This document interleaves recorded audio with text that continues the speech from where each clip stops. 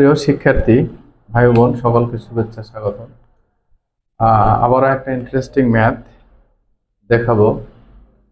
যে ম্যাথে আমাদের যেটা বের করতে হবে, অনুপাত নির্ণয় করতে হবে। সাধারণত ম্যাথে অনুপাত দেওয়া থাকে, তখন বের করা সহজ হয়। এবার আমরা অনুপাতটাও হাইড করা আছে, এটা বের করতে হবে। সহজ করে বের করার চেষ্টা করব।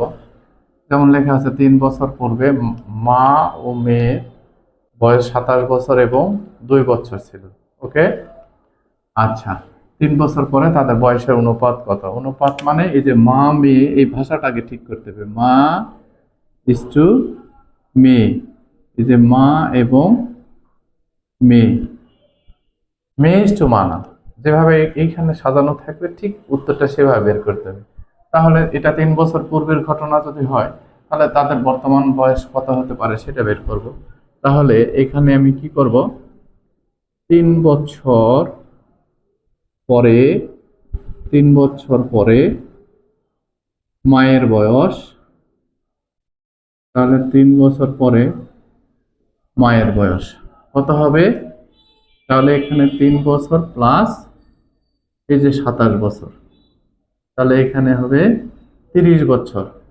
ওকে, আবার কত আছে? 2 বছর পরে, 2 বছর পরে এবার মা না মেয়ের বয়স, মেয়ের বয়স হবে এই যে 2 প্লাস আমাদের 3 আছে, তাহলে 3 ইকুয়াল হলো 5 বছর।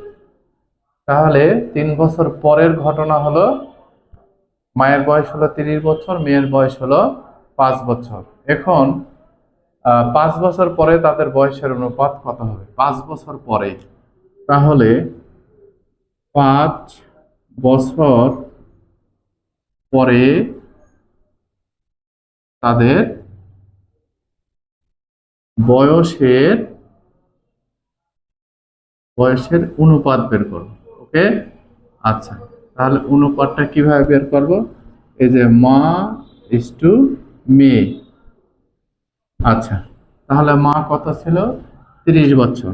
এই যে 30 বছর, আর 5 বছর পরে আরো 5 বছর বয়স বেড়ে যাবে, তাহলে 35 বছর হবে।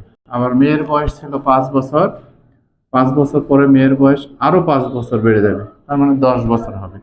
অর্থাৎ এইখানে হলো 35:10। তাহলে আমাদের মা এবং মেয়ের অনুপাত হলো 35 বছর:10 বছর। ওকে, তো এখন অনুপাতের একটা নিয়ম আছে, সেটা হলো যে অনুপাতকে ন্যূনতম যেই সংখ্যা দ্বারা ডিভাইজেবল হবে, অর্থাৎ নিঃশেষে বিভাজ্য হবে, সেটা দ্বারা ভাগ করবো। কিরকম? যেমন এই 35 এবং 10-এর মধ্যে এমন একটা সংখ্যা আমাদের নির্ণয় করবো যেটা দ্বারা উভয়কে ভাগ করা যায়। তাহলে এর মধ্যে হলো 5,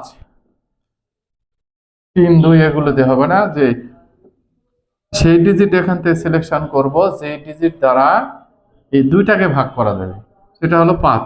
5 দ্বারা ভাগ করলে যে 5 7 35, আর 5 দ্বারা ভাগ করলে 2। তাহলে এখানকার উত্তর হলো 7:2। ওকে, এখন এখানে পাদতপক্ষে বয়সের যে ম্যাথগুলো থাকবে এটাকে ভাষা অনুযায়ী সাজাতে হবে। আর ক্লাস নিয়ে কোনো সমস্যা বা কেউ বুঝতে না পারলে অবশ্যই একটু জানাবেন, তাহলে ভালো হবে। ওকে, থ্যাংক ইউ।